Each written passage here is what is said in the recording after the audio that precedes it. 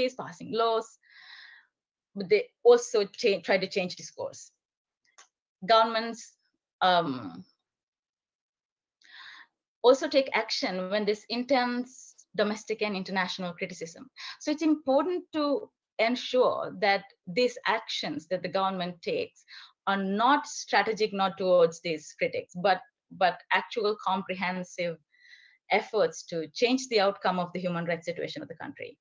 We saw several examples of this in relation to the recent DSA news, where several people have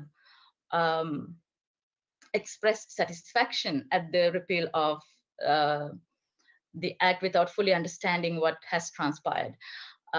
So I think it's important that ambassadors, foreign officials focusing on Bangladesh should consult their country experts and wait to see what the cybersecurity bill entails before expressing dissatisfaction. The international community has a responsibility to analyze and monitor and comment on human rights issues, not just react to these brief updates. The other broad issue is, like Meenakshi said, all of this is happening at the verge of an election. The Rohingya issues, the lack of funding. There's a huge responsibility for the international community, as well as there's a responsibility for the Bangladesh government not to violate Rohingya rights of the Rohingya refugees. But all of this happening at the verge of elections, it's very important to note that human rights are protected leading up to the election, during the election, and after the election. I'm really looking forward to how the discussion unfolds. Thank you. Great, Yasmin, thank you very much. And welcome to those who have joined us. I guess it's a good sign in an event like this where the number of participants or the number of attendees keeps increasing. I'd also note that we have a good viewership right now on Facebook Live who's following this discussion, and there's a lively discussion in the chat on Facebook as well. So thank you to all who've joined. For those of you who missed the opening remarks or the beginning of the program, a video recording of this will be posted afterwards on YouTube and on our Facebook page, so you can go back and review that. Finally, we have a number of good questions that have come in, but keep the questions coming. There'll be some new areas and then also some opportunities to expand on what our presenters have said. So to close off our opening remarks, I now invite Sanjita Islam from Meyer Doc to provide some opening comments, and then we'll get into a question and answer period. So Sanjita, over to you. Thank you. Assalamu alaikum. Thank you, Right to Freedom, for letting me be a part of this session. I'm representing MyDAC, which is an organization of families, each of whom has a relative that was picked up by the Bangladesh law enforcement authorities, sometimes over the last 14 years, and is subject to continuing enforced disappearances. MyDAC, which means Mother's Call, started working in 2014 to advocate for the enforced disappearances in Bangladesh and the release of those currently secretly detained outside the criminal justice system by government authorities. My brother was abducted, Shahidul Islam Shumon. He was the General Secretary of 25 number ward here in Dhaka on 4th of December 2013, which was just before the election of 2014. Who were targeted before the election on these abductions and disappearances and killings are, they are mainly the grassroots level people who have mobilizing capacity and also have that ability to maintain relation door to door. So Awami League and the government targeted those people's leaders. They may not be the prominent, famous national leaders, but in their own community, they are very well connected, strong organizers. And by doing all such things, government wanted to create a panic and fear psychosis in the society as a whole across Bangladesh. And this situation is complemented and collaborated by the law enforcement agencies and the justice institutions of this country. And we have visited, submitted applications, met all the parties related with this law enforcement agencies in Bangladesh, including the government officials, and appealed multiple times to know about our missing family members and urged to do a transparent investigation and take necessary action to find our family members. But always their silence and continuous ignorance and such responses justified They are all ill motives. Beside all FIR cases and all habeas corpus petitions before the High Court, I think not a single family, victim family, have received any assertive remedy from the High Court.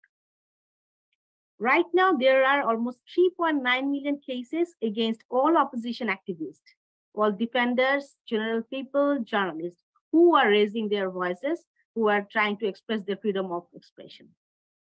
Pursuant to the sanction on RAB and others by the US government, the numbers of extrajudicial killing and enforced disappearances have been reduced dramatically. And these circumstantial evidence demonstrate that the allegations of systematic killings and disappearances brought by the victim families and others against the law enforcement agencies merit consideration. In addition to the above, it is now well perceived in home and abroad that this government, having political motives, involved in serious human rights abuses. It is to note that the institutions like police, judiciary, other law enforcement agencies, election commission, civil administration, constitutional and statutory bodies, and so on herein, Bangladesh have become dysfunctional and or subservient to the vicious cycle of the authoritarian regime. The political goons, having direct support from police, even dared to attack general people on the road, opposition activists, even to the ambassadors who were while visiting the victim families. Taking into the gravity of the situation, the visit of UN High Commissioner for Human Rights in her last report in 2022 had offered the government to extend UN cooperation to conduct credible investigations of the cases of major human rights violations. But this government has not even responded to that call. Given the said premises, we strongly believe that no credible investigation on those issues can be possible under the domestic investigation mechanism. And besides the UN working group, Human Rights Watch also identified, and they have published a report about the 86 men to know their whereabouts who were picked up by the law enforcement agencies. And till now, those also from the government, we have not received any of the responses. And this number of enforced disappearances and then extrajudicial killing is really high. If we say till now, the documented cases of enforced disappearances are over 650, and extrajudicial killing is more than 2,600. You can have this all data on the Asian Human Rights Commission and also the Bangladesh Capital Punishment Justice Systems website. Right. These enforced disappearances to us are done by the law enforcement agencies in order to eliminate mainly the political opponent. By doing this, the election system has collapsed as a whole from 2014 onwards, and it is deteriorating. Right to vote is snatched, massively increased the abduction, arrest, and they are maintaining a different mechanism now, keeping them for 3 to 5 days and showing them arrest for any of the terror cases. Crime against humanity only for retaining illegitimate power. Corruption has become fundamental due to the absence of democracy. This authoritarian attitude of the government and her trusted team members, especially the commanding officers of the law enforcement agencies. If we say in terms of freedom of expression, social media like Facebook is also now collaborating with government by recruiting local staff to silence the critics and to block the critical content and also dispose all the corruptions done by them. Our mainstream media, over 95% are owned by managed by the ruling party people. They face forced sponsorship and self-sponsorship. In that content, social media could have been a platform to the general people, but this is now also collaborating with the government.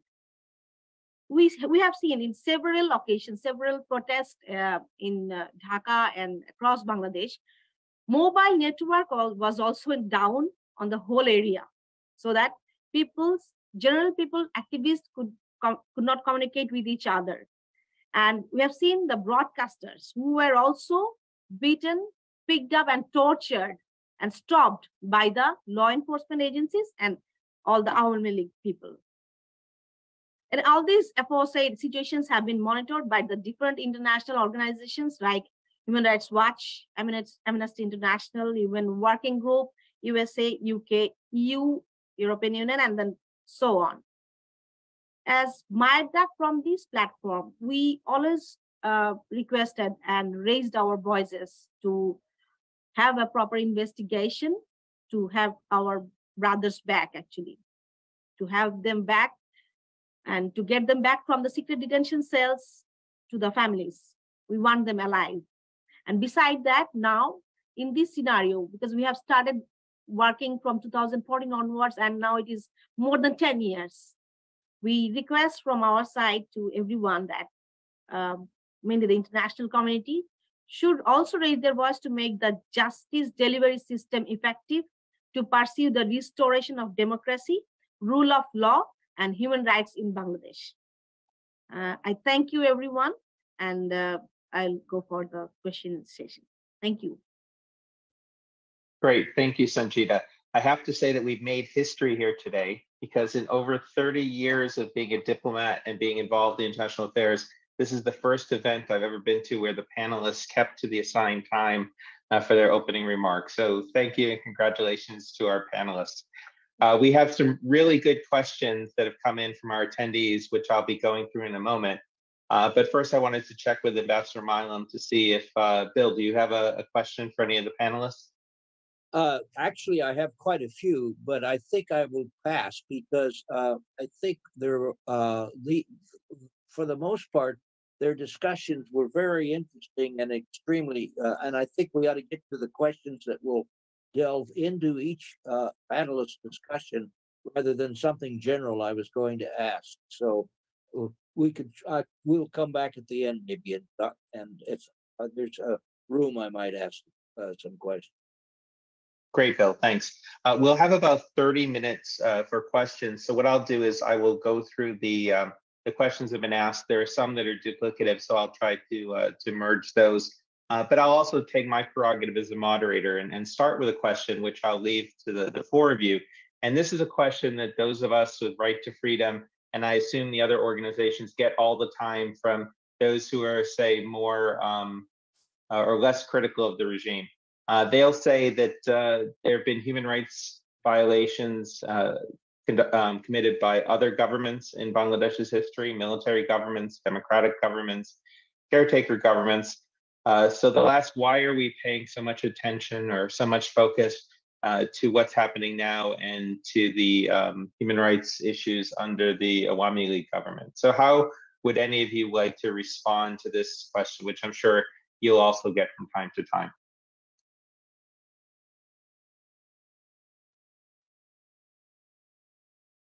You want me to go first? Sure, Meenakshi. Yes, sure. Well, it is not just previous governments of Bangladesh that are accused of having had poor human rights records. Quite often, we are also told about other governments. For instance, why is the US talking about human rights in Bangladesh and why they're not considering human rights situation in their own countries and so on and so forth. And it is all true. And as much as we would like Bangladesh to stop its human rights abuses, and extremely egregious ones at that, and ensure accountability and end impunity, issues that my colleagues have just spoken of, we would also like Bangladesh to take a stand on human rights violations elsewhere. That is what the universal, human rights world order wanted to promote. It was a standard like that. So trying to point to someone else's faults is not going to solve the situation that you are responsible for right now, which is what you owe to your own people. And right now, the government of Bangladesh owes to the people of Bangladesh a secure environment where they're not forever wondering whether tomorrow they're going to be cross-fired or disappeared or tortured or have their loved ones disappear, or that, a Facebook post could drag them into jail. That is not a very rights-respecting government. And those standards should be upheld at home as much as Bangladesh demands that's those standards of other people.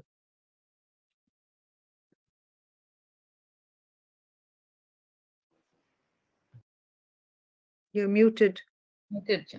Sorry, I was just wondering, do any of our other presenters want to comment on that, or would you prefer that we move on to the other questions? Yeah, I can comment, because that's something that we get a lot as well. But Meenakshi put it very very accurately, that there are rights violations happening right now, and why not talk about that? And this is the whataboutism that we get, right? Or what about this? What about that? What about? So it's, the thing is, what about the rights violations that are happening right now? And why we focus on the government is that right now, at this moment, it's the responsibility of the government. Whatever the political party is, whoever's governing has the responsibility to protect human rights. That is what we're doing. We're calling on the government to do their job. Simple as that. Great, thanks, Yasasneem. John, let me add to this and echo what Yasmin and Meenakshi has already said. In case of Bangladesh, the history of human rights violation is not new. There is no doubt about it. Previous governments, you mentioned political governments such as one led by BNP, or for that matter, caretaker government is also has been accused of, and quite rightfully so, that they have violated. We can recall those situation where even legal impunity has been provided through the parliament. Those needs to be mentioned. Nobody is trying to, or at least I am not trying to condone those things. In equal measures, we can say that human rights violations are taking place in the United States and elsewhere. And we should speak, and I do, and others do speak, such as the Human Rights Watch and Amnesty International and other rights groups do speak about it. But that should not justify, by no means it justifies the violation of human rights. Because the loved ones who are lost, either because of extrajudicial killing, is your loved ones. The person who has disappeared is your loved ones, your family. And if we specifically talk about Bangladesh, Bangladesh was established, the commitment of Bangladesh establishment in 1971 was one of the three principles was human dignity. Had it been previously trampled by other governments, they need to be held accountable as much as the current one, and we speak, and you must speak of the current one because that is the reality on the ground today. Yesterday or tomorrow are the ones that is going to be affecting you as a citizen, and as a citizen, Bangladeshis as well as global citizen, those who speak of human rights, such as the Amnesty International, needs to speak out. That is how I see it. Great, thank you, Ali. Sanjita, would you like to comment on this at all? Yes, if you allow me. As a victim, and I know how I feel when I'm searching for my brother and my people like my brother who are secretly detained. We don't know what happened with them. We are standing for the justice from our side. Something happened wrong in previously that cannot be continued. No, or we should stop somewhere, and then we have to stand for the right things to do. And it is government's responsibility to ensure that we are securing those rights for the people. And they should find out where these people are, and they should clarify and respond to the people of the country. So I think we are standing for the justice and ensuring that people are living with their rights. Thank you. Great, thanks to all the panelists for giving me some talking points that I can use going forward. I learned a lot with that answers to those questions as well. A couple of our presenters talked briefly about the Rohingya refugees, and we have some questions as well to follow up on that. The first comes from Kimberly Stanton from the Tom Lantos Human Rights Commission. Kimberly writes that some people are hesitant to criticize Bangladesh's human rights record because there is appreciation for the state's decision to accept the Rohingya refugees. Recognizing that it's not the topic of this briefing, Can you say anything about the situation of the Rohingya? And how would you respond to the concern to not offend Bangladesh because they are hosting the Rohingya? And on a similar same topic, but a slightly different note, Tariq Choyan asks that, or notes that high-level government officials several times have said, we are hosting 1 million Rohingya refugees. Isn't that defending human rights? Don't teach us what human rights is. What's your observation in this regard?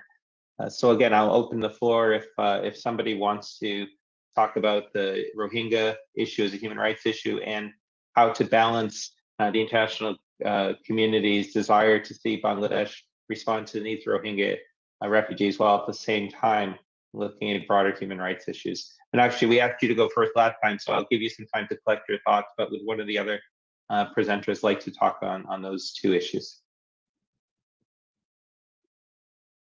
I can go first. Please, yes. So that's actually a very good point.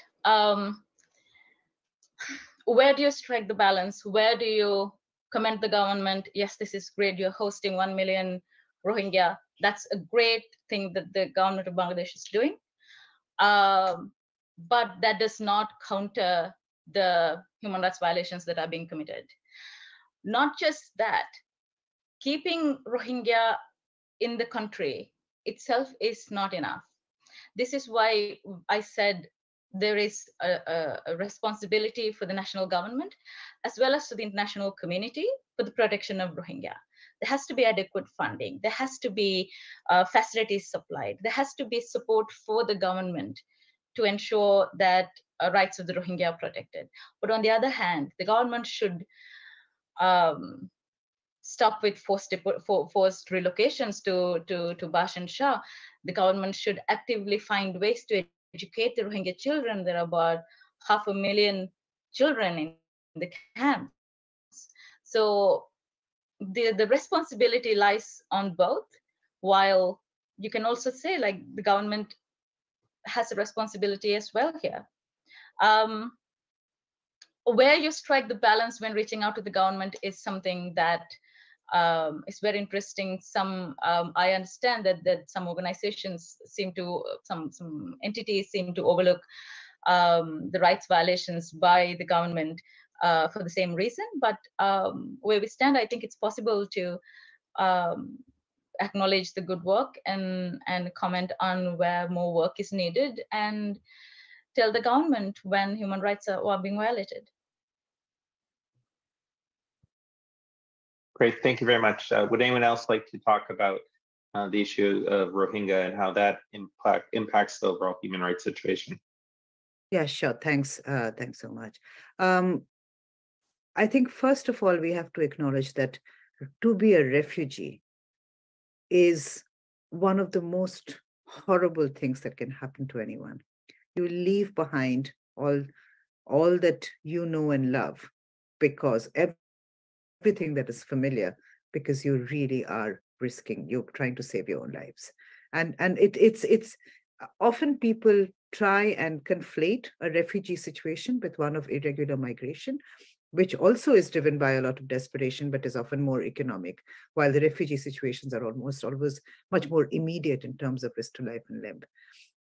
To that extent, I would say that in the work that we do, and this is, I suppose, because we can take a bit of a macro view because we work in so many different countries, that no government is presenting a very good sort of example on protection of refugee rights. In fact, I remember the time when the refugees first started arriving in 2017 and standing there and watching ordinary Bangladeshis bring food and clothes in by truckloads to help the refugees. Now, there is refugee fatigue.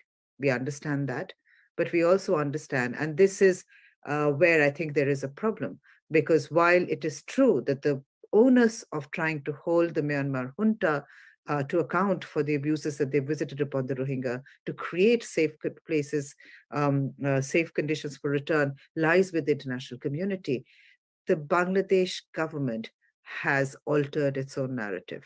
From a time when the Prime Minister came and said that she was willing to accommodate the refugees, we are now finding that to be called a Rohingya is almost like an abusive term. Like Bangladeshis will say to each other, oh, stop being a Rohingya. I mean, that it is that level of humiliation and insult that is visited upon a community as desperate as the Rohingya refugees in Bangladesh. So much more needs to be done. And Bangladesh's hope that they can, force these people to return when the conditions are not safe is misplaced, because it will pretty much in these conditions of desperation just force them back or force them onto boats where they will be bouncing around in the Bay of Bengal. And what is much more needed is for Bangladesh to invest long term to ensure that the refugees have access to education and livelihood, because then they can contribute to Bangladeshi society and not be treated as the burden that they are being treated as right now.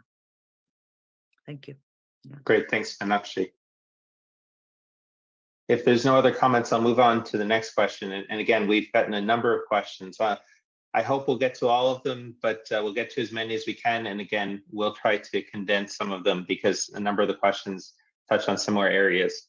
We have a question now from a good friend, Owen Lippert from Opposition International, former National Democratic Institute chief of party in Bangladesh, a person who knows Bangladesh very well.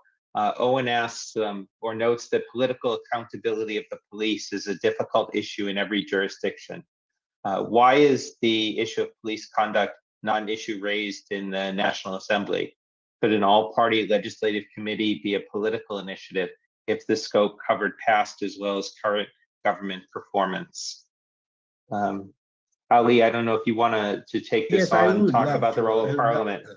Yeah, I would love to respond to it, particularly the question coming from Owen, who knows so well about Bangladesh and keeps up with Bangladesh situation almost on an everyday basis. And this is an opportunity to interact with him as well. Why the police issue is not being discussed or being, held accountable in the National Assembly? The response, the most blatant or blunt response would be because this is a one-party parliament. There's no way this parliament can actually hold anyone accountable. Does it? Did it hold anybody accountable? Did it hold those who have defaulted the bank loans accountable for that? The mismanagement of economy, for example, the absurdity that we have seen in case of energy sector, because this is a political question. When knows, I know you know too, that this is a political, how the parliament has been constituted through the election, wherein the police became an integral part of delivering that victory, right? Can you hold them accountable? Let me give you one example, and this is again, I tend to pick up from the media, given the situation. On July 6th, there was a meeting of the police, high-ranking official police, which was chaired by the DIG, and the senior officers were instructed to expedite the cases against opposition. There is a written minutes to it. It was published in Bangladeshi press as well as in international. And look, what is the meeting says? By any means, and I'm quoting it, literally quoting it. By any means, the government has to win the election. BNP and JI have to be, declared disqualified for the election. This is the police. Can a national parliament, which is elected through the 2018 election, or even for that matter, 2014 election, can they hold anyone accountable from the police? That is the problem. That's a political problem. And that's why I say that if an inclusive election is held, and I don't get it why the government is afraid of it, because if they think that they've done an extremely well job with respect to Rohingya issue, they take credits. People give credit. There are questions, but in general, it is a very positive. Government claims that economy has done well. I tend to disagree with that, but the government claims, let it be tested by the people. So the all party, well, how many parties are we talking about in the National Assembly? We are talking, right? You know, so that's the problem. But generally speaking, yes, it is equal in some measures. We have seen how holding police accountable in the United States has been a problem. Right? The defunding the police movement and Black Lives Matter and everywhere. We have seen the police atrocities and brutality, which I am opposed to, and I have been on the street on many occasions protesting that these are the things that needs to stop. But we cannot expect that this should happen in a parliament, which is de facto one-party parliament. And this parliament was delivered, the victory was delivered by the police, among others. Great, thanks, Ali. The next couple of questions, one is directed to Meenakshi, and then there's a very similar question from a more personal perspective for Sanjita. And it has to do with the role of human rights defenders in Bangladesh. And it's maybe not surprising that these questions came anonymously. How can people protect themselves and continue working for upholding human rights? The questioner notes it's extremely challenging to continue work under continued surveillance from the government. And then another anonymous question directly for Sanjita. Could you share some of your experiences about the price and the ordeals that your family has gone through since your brother was picked up? So maybe Meenakshi first, and then Sanjita, if you can give your perspective. So thank you both. Thank you so much. And I think Sanjita's experience is going to be much more telling. But I will only say that it's what I began with when I said defending human rights, not just in Bangladesh. Again, these are challenges that are in many parts of the world right now, that as governments become more authoritarian, there is a tendency almost to clamp down on anyone that can sort of expose some of the shortcomings or the more serious abuses that are taking place. It takes immense courage. It takes often, Yasmin spoke about the work that Amnesty did, which is to look at open source material, you look at videos and so on and try and determine truths. Internet has given us, for its blessings and its sins, opportunities as well, which makes many abuses hard to hide. But I will just, before I pass it to Sanjita for her experience, I will just say that on August 10th, it'll be 10 years since Adilur Rahman Khan was picked up and detained. And he has been facing trial. This is one of the most prominent voices on human rights in the world from Bangladesh. And this is a man that has been, facing judicial harassment, has been detained, and is most likely, we fear, going to not get a very fair outcome from this sentencing, just because of what Ali just talked about, because of the sort of the police that is now quite determined to lock up people. And I suppose we should be grateful that they're not being disappeared, which is when I will pass to Sanjita, because that struggle, and I've known her for a long time. I've met her mom, and I know how hard it has been for the family. So yeah, all respect, Sanjita. Thank you. If you say the experience while they have picked up my brother from 2013 till now, there's I'll say from my family, it's not only one person when they pick and make them disappear, that only he is, suffering that. It's not that. It's all my family members. My elderly mother, she is 75 now, and Shumon Bhai, who is disappeared, he has 2 daughters.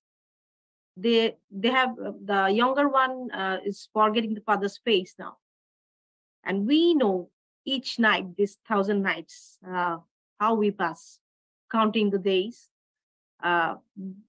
We expect that my brother will be staying alive there, but passing each day with that hope that how he is, suffering in that secret detention cells, which came out from different persons who were released after their disappearances and who were abducted and hidden and kept in the secret detention cells. So I know that horrible experiences I heard from them, and we are passing each day with that pathetic experiences. And I'm hopeful. I'm still hopeful. I'm counting my days to see my brother back, because we expect that nobody is beyond the law, and no one can have a citizen in a country like us, that they can keep them, in those secret detention, just to be in the power. And these people who they have abducted and picked, they are not criminals. They are just opposition activists. That cannot be a reason. And if there is any complaint allegation against them, they can go for trial. So the experience, it's not only my experience, I'm saying, it is experience for all those victim families. I have told you that documented enforced disappearances numbers is 650 and above. But really, in the practice, the real number, which it will be 3 times higher than that, if we go, because there are families who have not raised their cases. There are families who there is nobody from their family to raise, and they're disappeared for many years. And I really expect that we will get justice. We will have proper investigation through the proper justice system, and that's why we want to change this authoritarian government. And we don't want any other family to experience what we are going through. Thank you. Great, thank you for that testimony, Sanjita. Yasmin, do you have any words for human rights defenders from Amnesty's perspective or your own personal perspective that you want to add to the discussion? So it's very much like Meenakshi said. It's an ongoing issue in so many countries that we're working on, that where do they draw the line? Where do we draw the line? And every time we work on statements, on research, on campaigns, our mission becomes like how to protect the HRDs on the ground who are giving us the information, because they are at more risk. I think this is an ongoing conversation. I think everybody has a role to play in this, and understand the risks. But I don't have an exact answer to your question, because again, where do we stand? Where does everybody stand when the government is against you? But like Meenakshi said, there are like cases of like very prominent human rights defenders, cases against them, who have such strong voices. And I think well, personally for me, I draw inspiration from all of them, but all I can say is like, let's keep the conversation going. Thanks. Great, thank you. And Ali, maybe from the perspective of both a journalist and an academic, any advice for academics and journalists in Bangladesh trying to navigate their professional responsibilities and their vocation?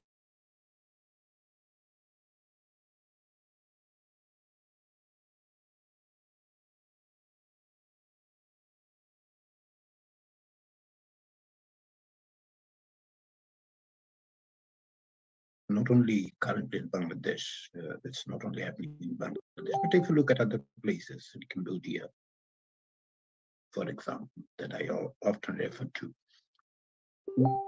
the fundamental point that one has to ask, standing in front of the mirror, that,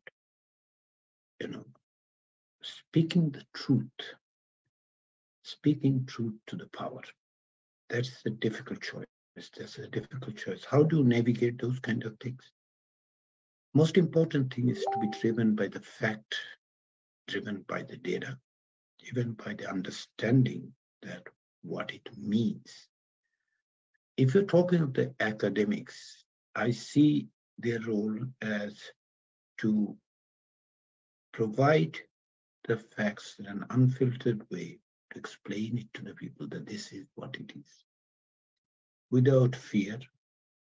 I know it's tall order, because if you're living in a society like, you have to navigate, this is difficult. Yet, it is a responsibility that if you call yourself intellectual, if you call yourself as academic with conscience, you have to do it at some point. That is it not only challenging, it could be perilous, right? It could be. But that is what it is. The journalist, my request, my plea to the journalist in Bangladesh as well as elsewhere, but most importantly, in this instance to Bangladesh, that it is incumbent on them to tell the truth. It is. That's why they have become journalists. It is incumbent on them to tell the truth.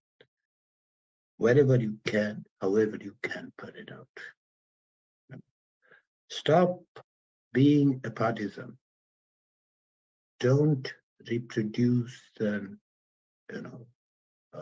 and circulate misinformation, disinformation, and sometimes outright lies. Remember that lies, misinformation has a very short life actually. They're going to die in the sense that people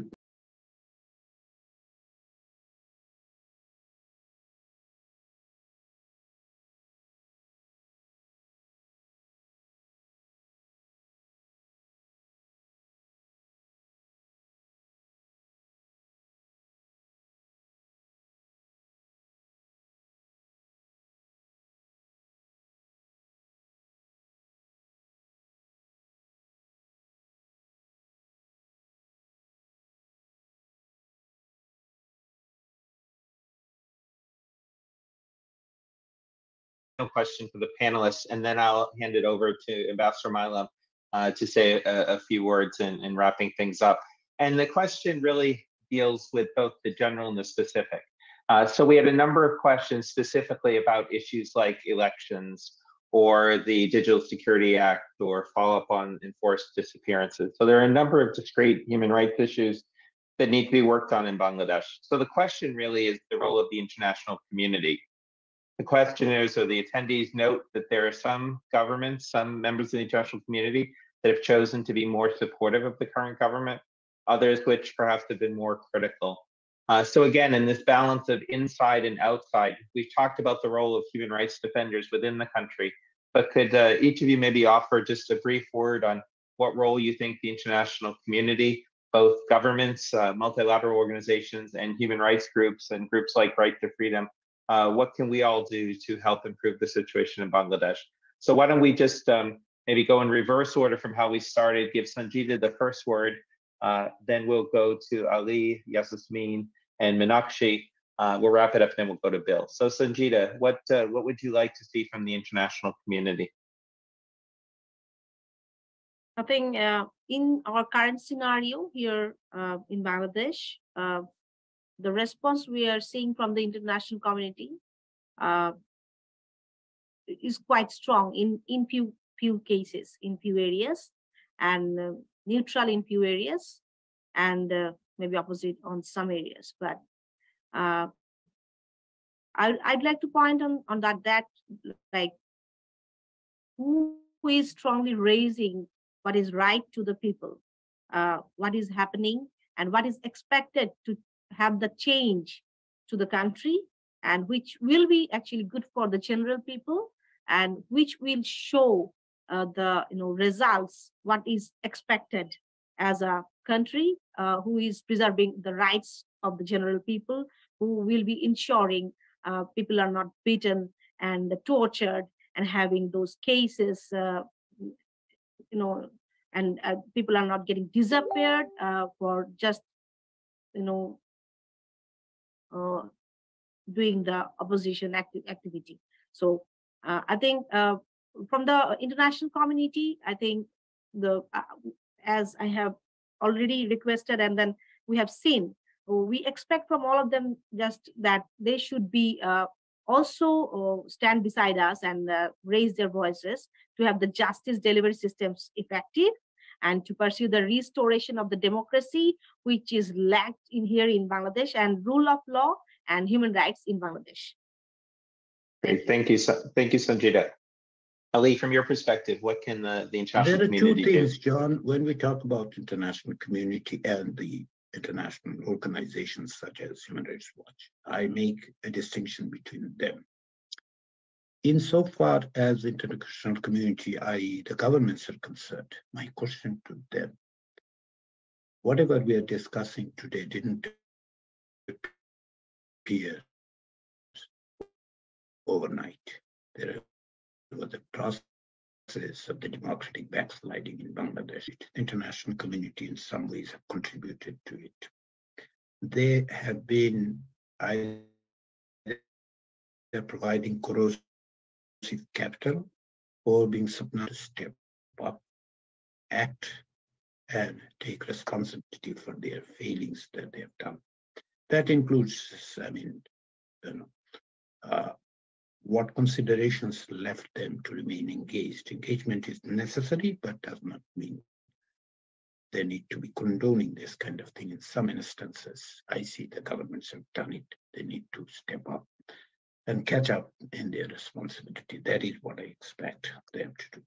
Insofar as the international organizations are concerned, thanks to Amnesty International, thanks to Human Rights Watch, thanks to Asian Human Rights Commission, and also others have stepped up and continued over the years in documenting and the situation.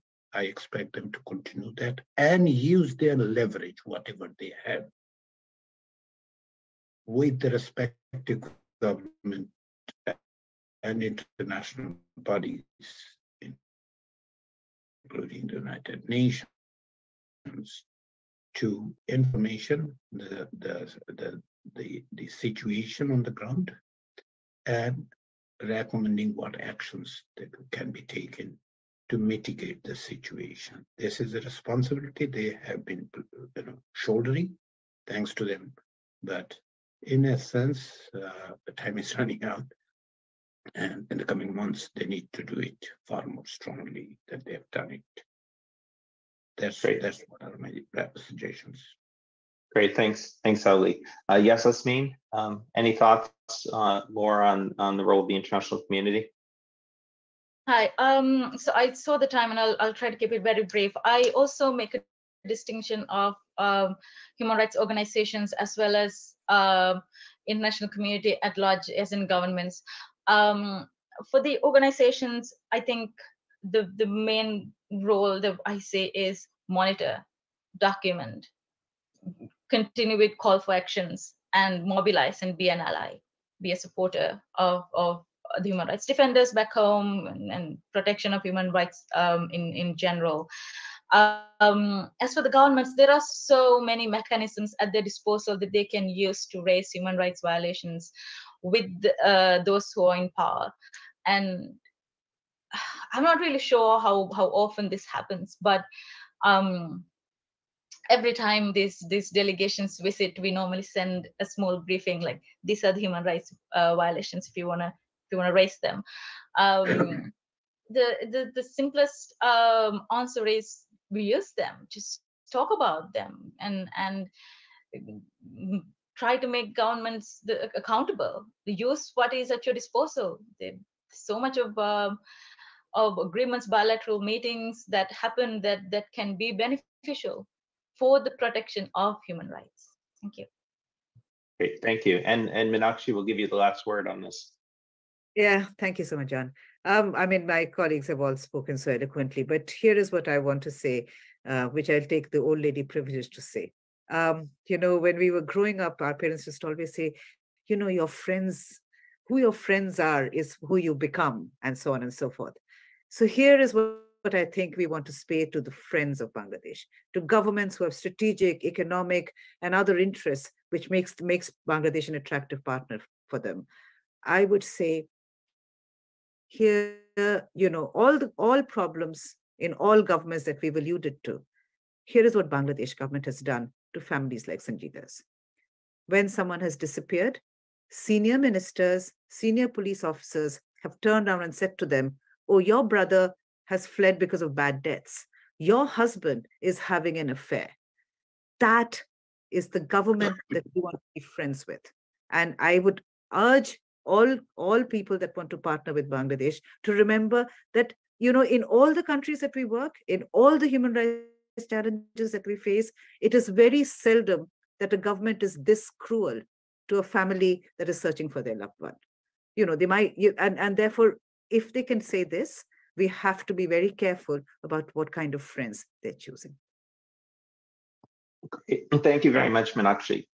So I will now take the opportunity to apologize to those attendees whose questions I wasn't able to get to. Thank you for your interest. Thank you for the questions, and we will certainly take those on board at Right to Freedom. Also, thank you to all of you who attended, and thank you to our presenters. I think we learned a lot, not just the substance in today's discussion, which was outstanding, but also from a Right to Freedom perspective, we learned about the logistics of a virtual event. And we'll huddle together afterwards and see how we can maybe do some more of this going forward, given the interest, given the engagement of everyone. So with that, I will turn it over to our president, Ambassador Milam, who will give us his parting words and send us on our way. So Bill, over to you. Well, thank you, John. My parting words are that I'm sorry we're parting so soon. I mean, it seems like just a few minutes ago that we started. It's been an extremely interesting discussion. One of the best I've been a part of. I haven't been much of a part of this one, except as a listener. But let me tell you something. Maybe this is the final word. You might have thought that I was sitting here and it was just my duty to sit here and listen to you and listen to the discussion. I might have thought that too when it started, but to tell you the truth, it's been a real privilege to be here and listen to the discussion because it has been a fascinating discussion, very insightful. Has given me many insights, many questions, which it's too late to ask now. But maybe I hope we can do this again sometime and get our speakers back because I'd love to have a little more time with them. But to the speakers and to everybody who's out there, thank you very much for attending. It's been a real pleasure for me to be here, and I hope it's been a pleasure for you too. Great, thank you, Bill. So as noted at the beginning, we've recorded today's session. We will post the video link online. For those of you who have been in touch with Right to Freedom before, look for future communications. For those who want to learn more about our work, you can visit us on the web, on Facebook, on Twitter, on YouTube. And our Executive Director, Mushfiqul Fazal Ansari, and Program Assistant, Abdur Rahim, are always available to consult with you. We welcome your partnership, and we share the same goal of a better future for the people of Bangladesh and the broader region. So with that, we will conclude today's session, and I wish you all the best going forward. So thank you very much.